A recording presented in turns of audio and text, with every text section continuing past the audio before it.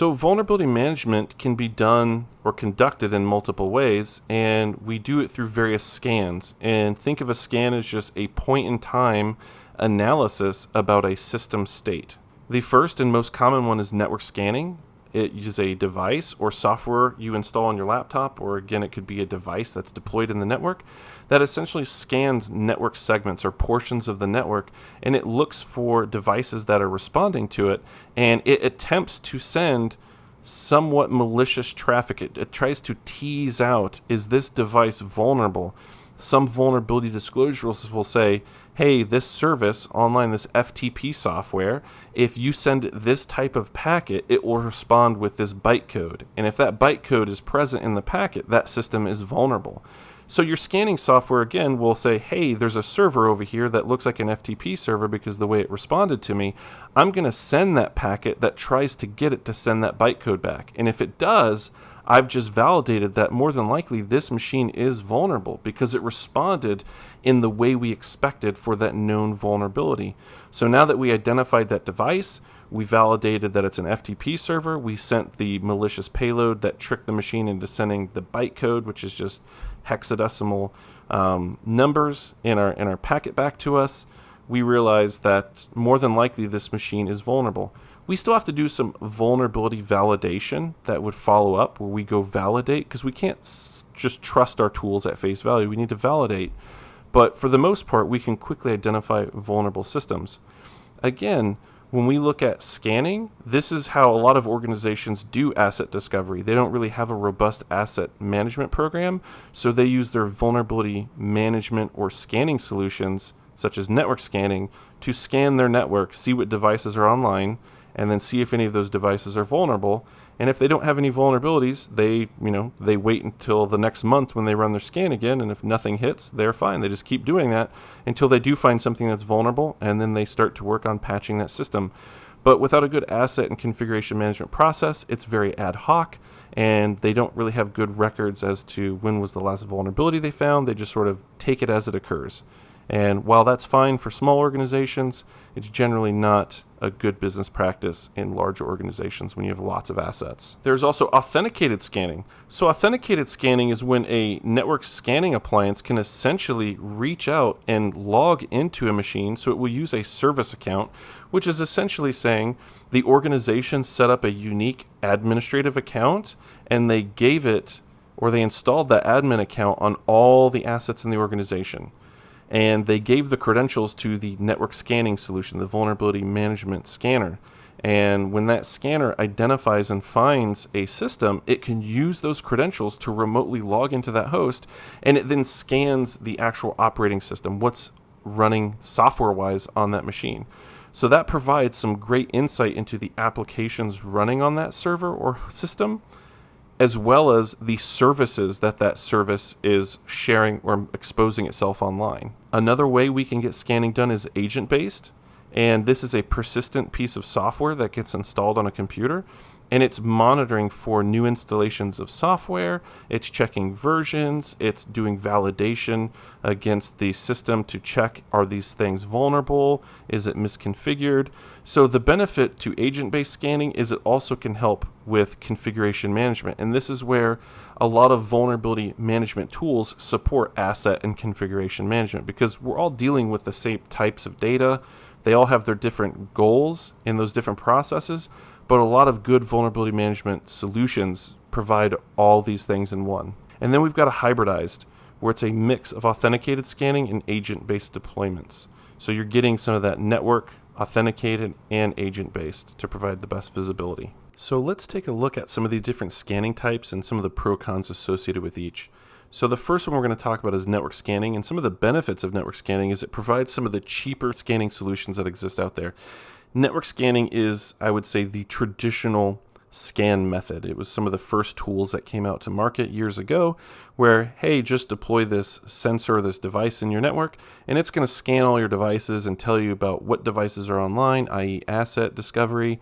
It's going to then check vulnerabilities and how those devices are configured. So we're providing some configuration management visibility there. They're easy to deploy and manage because it's literally just turning a system on in the network and logging into its interface and saying, hey, scan all of these assets, and it just does the rest and prints out a report when it's done. It provides the best visibility for network and basically remote code vulnerabilities that we talked about, being able to assess if a device can be remotely exploited due to a known vulnerability. But some of the problems that scanning type represents is that it can only see networks, ports, and services that are available over the network. So what does that mean? A port is essentially a logical number that correlates to a well-known application. And we're going to learn a lot more about that in the networking module. But essentially, it's how devices know if a remote system is a web server, a database, or any other type of system that may exist out there. So the problem is, in good network security management, networks are segmented, simply meaning you can't send traffic to every network section because it's controlled, it's managed. We don't want to let any one device just, go wherever they want in the network. So the problem with network scanning is sometimes the networks are configured in a way that it's hard for the scanner to reach out and touch and scan all the devices in the network. There may need to be some configuration on the network side and the deployment of the network scanner to allow it to reach out to all these various sections of the network to do its scanning effectively. The challenge in reporting and analysis represents itself in scanning is a point-in-time assessment. So if you do a vulnerability scan in the middle of a business week during the day, say 2 o'clock in the afternoon, versus Sunday at 5 p.m., you're going to get a completely different view of what's in the network and the vulnerabilities that are associated with those devices at that time. So the problem with network scanning is it's simply only able to see what is talking on the network. If the device doesn't respond to a scan attempt, the scanner isn't too aware of what vulnerabilities exist. And that can represent problems to the organization by not having a complete picture of the risk that known vulnerabilities place on their network. So let's look at authenticated scanning. Remember, this is where you might have a vulnerability scanner, a network scanner, that when it identifies an asset, it can use that service account, that service administrative account, to log into that machine. And the benefits of that is you get sort of the network visibility that you get with a network scanner, but then it also can account for installed software on the operating system, what's actually installed on the server. It can get information on the patch, what versions of patches are deployed. And it has a real good benefit in being able to correlate what vulnerabilities we see only accessible from the network in relation to what applications or software is associated to it.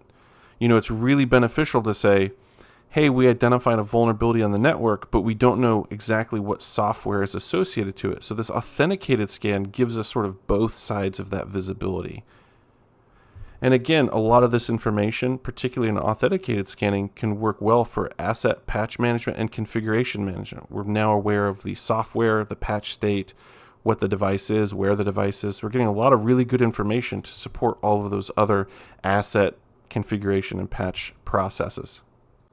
So a con with this, it does require that service account, and that may be risky because you're giving this appliance essentially credentials that can be used to log into any machine in the network.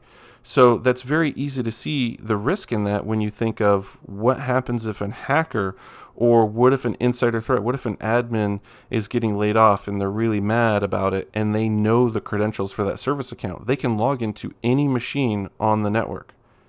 So you can imagine that can cause a lot of damage, and because these service accounts are being used all the time by these scanners and other systems that use service accounts, they sort of blend in with the noise, and they're sort of random in when they do their scanning and the activity that they generate. So compromise of a service account could be a really, really big deal because it's hard to identify abuse of these accounts sometimes. And again, authenticated scanning is only good as its network access. If the scanner can't reach out and talk to certain systems, we certainly can't authenticate to those systems to log in and do that scanning as well. So we're sort of blocked. If the network scanner can't get to it, authenticated scanning is more than likely not going to pull through for us and give us the data that we need. So we have that agent-based solution. So we get that real-time application monitoring and alerting. So instead of waiting for a scan, like we might have a scan run every week or every 6 months, we get it as soon as the vulnerability or the non-compliance issue is made aware to the service or the system that's doing this monitoring. So that's really, really beneficial to us. It improves our timeline data for vulnerability analysis, being able to account for when did we know about the vulnerability versus when the software went out of date or when the patch was applied. So we get really, really good metrics for our auditing and reporting. How good is our patch management process working? Because now the agent's telling us exactly when it was installed. We know when it was discovered. We know when the system was updated. We know when the software was installed. We have all of that really good information that allows us to monitor our processes and ensure that we're doing it in a timely manner that meets within the expectations, or meets the expectations, I should say, of the organization. The challenges of an agent-based solution is you have limited or no network visibility, because remember, this is software running on the agent.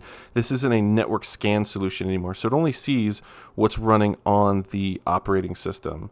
So with that, we don't get any network vulnerability awareness. So again, you still need network vulnerability scanning, and you can have this worked in tandem with a network scanning solution to make sort of the best approach available. And it requires a persistent installation on all monitored assets, which is, again, easier said than done.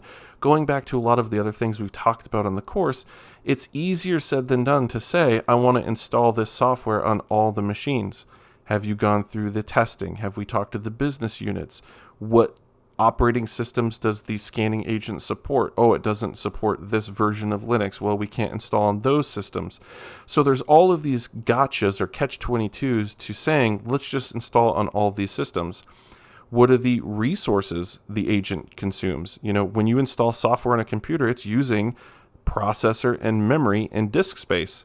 If we're talking about critical assets that are using a lot of that stuff, you know, the business unit or the organization, you know, they're going to say, no, we don't want you running another tool that's going to use up valuable resources on that machine, which could cause it to, you know, fail or not conduct a transaction appropriately, or data might become corrupted.